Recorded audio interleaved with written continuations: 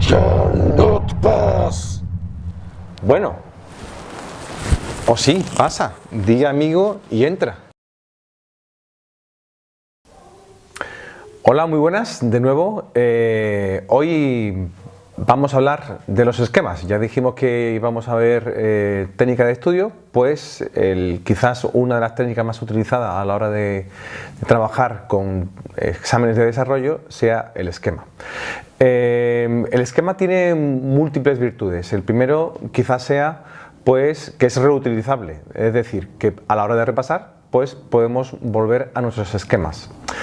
El segundo es que fomenta la memoria fotográfica, es decir, la memoria visual. Es fácil recordar la forma en la que hemos hecho ese esquema, sobre todo si utilizamos un consejo que yo doy que hace entretenido el esquema, que es hacer algunos dibujos asociativos a un jeroglífico.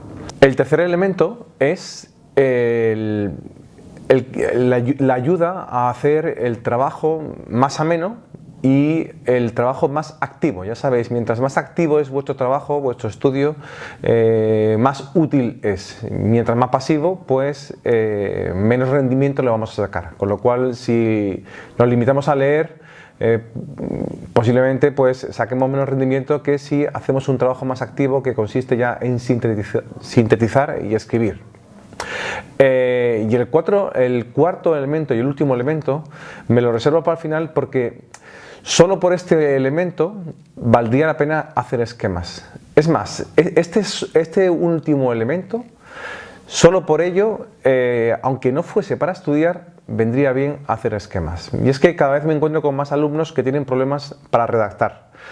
Para que no te ocurra a ti, pues una de las formas de aprender a redactar es evidentemente leer. La lectura es quizás lo más importante, pero saber hacer un esquema, saber convertir un texto mayor en un texto menor mediante una síntesis, es quizás el trabajo mejor para el cerebro a la hora de redactar, porque el esquema consiste en convertir, repito, un texto enorme, un texto largo, en un texto pequeño, para después poder hacer el trabajo inverso, es decir, a partir de ese texto pequeño, de esas frases sintéticas, redactar y convertir de nuevo esas frases pequeñas en un texto grande, ¿vale? Esa doble vía, ese doble camino, ese doble sentido a la hora de hacer los esquemas es lo que hace tan útil y tan interesante esta técnica.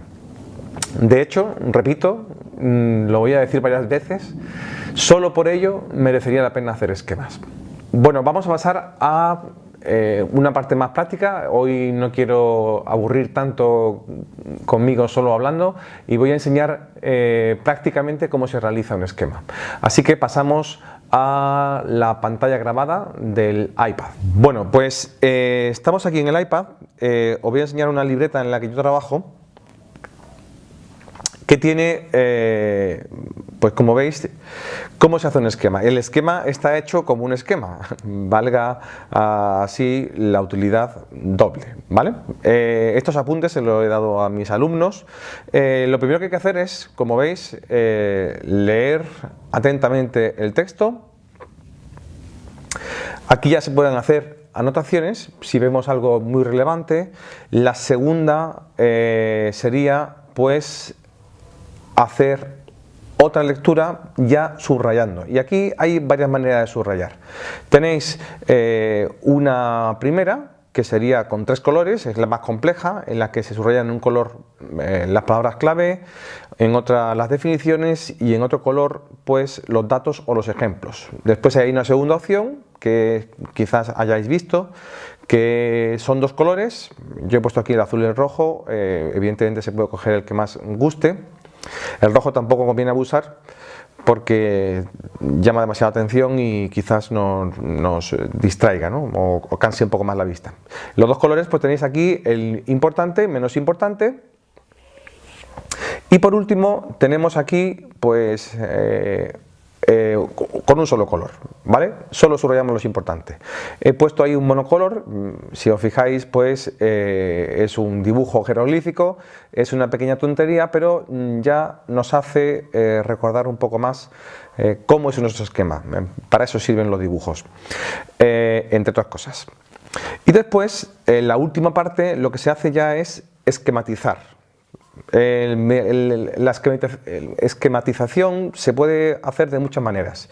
Yo la que he utilizado en este esquema que estamos viendo es pues la jerarquía que va de izquierda a derecha y de arriba a abajo. Quizás sea la más fácil de realizar con lápiz y papel. Yo lo hago aquí en digital, se puede hacer de dos maneras. Después la representación jerárquica, aparte de estos márgenes, es decir, lo importante, esto significa que este punto pues tiene dos puntos de izquierda a derecha, pues los dos puntos que dependen de este primer punto están a la derecha y debajo. Nunca escribimos saliéndonos de esos márgenes. Este es el esquema más habitual. Ahora vamos a verlo prácticamente. Vamos a ver un ejemplo de texto aquí. La verdad que hoy en día los libros de texto nos facilitan muchísimo la labor. Tenéis aquí pues señaladas en negrita las palabras clave, tenéis muy distribuidos el texto y tenemos prácticamente ya el esquema realizado. Si os fijáis, en realidad, esta página que he cogido de un libro de cuarto de la ESO, pues si subrayásemos, podríamos hacerlo. Voy a subrayar en un solo color. Pongo esto para que salgan las líneas rectas. Pues fijaos, en la publicidad vamos a poner un color aquí un poco más fuerte porque lo vamos a hacer sobre el párrafo rosa. La publicidad es la información sobre algún producto o servicio con fines comerciales. Su objetivo es vender, si la finalidad es no comercial, sino social, cultural, religiosa, política, etcétera, se le llama propaganda. Como veis, hay dos definiciones. Pues la publicidad es la información sobre algún producto o servicio con fines comerciales. Ya tenemos aquí información, producto, fines comerciales. Su objetivo es vender, ¿vale? Y si no es comercial, pues se la llama propaganda. Ahí tenemos el subrayado. Es un subrayado aquí que he hecho así un poco demasiado grueso, pero en fin, a efectos prácticos con eso nos basta. A la hora de hacer un esquema, yo me valgo muchas veces de un código que es realizar una especie de esquema visual de cuánto ocupa la pregunta, y así nos ayuda a saber cuánto va o debería ocupar la pregunta. Entonces lo que hago es normalmente saco un cuadradito, que significa pues eso es esto es el primer párrafo. Después tenemos un punto que tiene pues otro parrafito, después tenemos ahí una pequeña línea y después tenemos dos puntos. Uno ocupa un pequeño bloque y otro ocupa pues un bloque un poco más grande. Con esto lo que hago es que yo más o menos sé cuánto debe ocupar, y aparte visualmente me hace recordar cómo es la pregunta. Después de esto pasaremos a realizar el esquema. Os pongo, para no aburrir y no hacer demasiado largo el vídeo, os pongo algunas muestras de algunos ejemplos que han hecho alumnos míos. De dos tipos de esquema. No he hablado, paso a hablar ahora de los tipos de esquema. Bueno, hay varios tipos de esquema. Está el que acabamos de ver, que es el jerárquico, con márgenes y sangrías. Después tenemos el que se hace con llaves. Después tenemos el que se hace con cajas. Podemos también hacerlo libremente, distribuyendo la página como queramos. Después está también lo que se llama un mapa de ideas o un mapa conceptual. Vamos a ver un ejemplo de este último y del anterior, el de cajas. Y después están lo que los ingleses llaman sketchnoting o notas visuales. Son esquemas un poco más ricos, visualmente son muy interesantes, muy atractivos.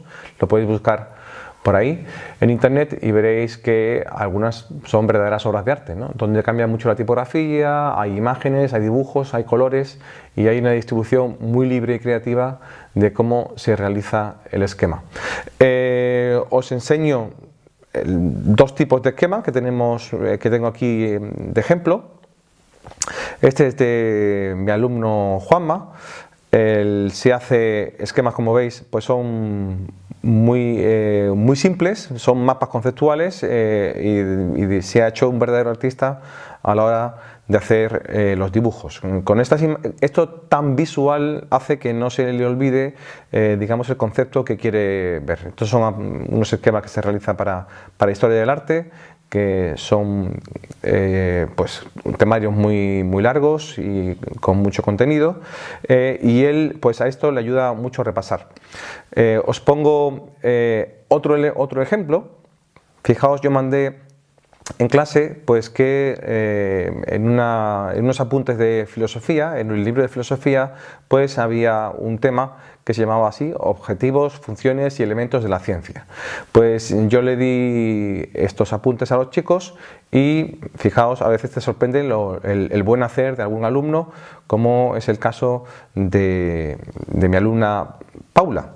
Fijaos qué esquema más bien hecho, tan visual, tan bien realizado.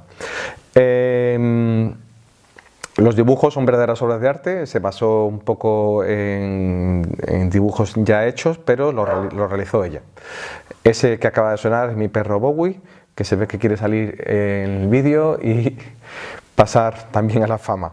¿Cómo se utiliza un esquema? Pues el esquema se utiliza de la siguiente manera. Una vez hecho el esquema, pues se vuelve a releer el texto original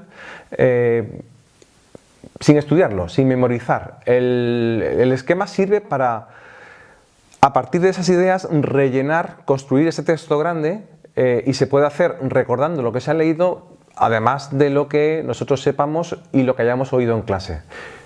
Bien, el esquema también se utiliza, a veces rellenando un poco. Si vemos que hay algo relevante que se nos ha pasado o que es interesante, lo podemos puntualizar añadiéndolo o haciendo una pequeña nota, un pequeño dibujo incluso, para completarlo. Y por último, pues a la hora de repasar, a la hora de llegar al examen, pues se le echa un vistazo de nuevo al esquema para dejar muy clara visualmente cómo es la estructura de la pregunta. Hay esquemas que son habituales en textos que utilizamos. Por ejemplo, en literatura, pues yo le digo a mis alumnos que cuando se habla de un autor, pues es típico que se hable de la biografía, que se hable de su obra, que se hable de su estilo y que se hable de su trascendencia. Evidentemente, cada uno de estos puntos, si la pregunta es larga o el autor es importante, vienen más desarrollados, y a lo mejor dentro de su biografía podemos encontrar pues sus nacimientos, su educación, su familia, matrimonios, hijos. Es decir, que cada uno de estos puntos del esquema también se pueden desarrollar. Para concluir, alguien que sabe hacer esquemas, alguien que los hace bien, pues decimos que tiene la cabeza muy bien amueblada. Es decir, está todo muy ordenado, sabe dónde están las cosas y es fácil encontrarlas, ¿vale? Así funciona la cabeza. Y por último, reitero, que el que sabe hacer esquemas sabe redactar. Y en segundo de bachiller, sin ir más lejos, aquí en Andalucía y en toda España, pues prácticamente es una pregunta obligada en el examen de lengua, en el comentario de textos. Saber sintetizar, encontrar lo importante en un texto.